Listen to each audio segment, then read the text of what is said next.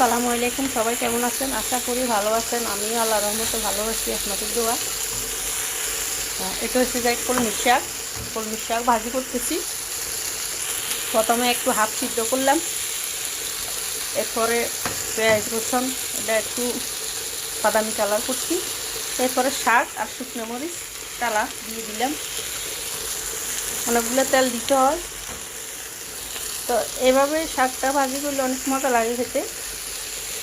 আপনারা বাসায় এভাবে ট্রাই করবেন, রান্না ভাজি করতে অনেক মজা লাগে। লবণ টবণ সব পারফেক্ট হয়েছে। তো আমার ভিডিওটা দেখবেন, সবাই সাপোর্ট করে যাবেন, শেয়ার কমেন্ট করতে ভুলবেন না। সবাইকে আল্লাহ হাফেজ, আসসালামু আলাইকুম। ভালো থাকবেন, সুস্থ থাকবেন।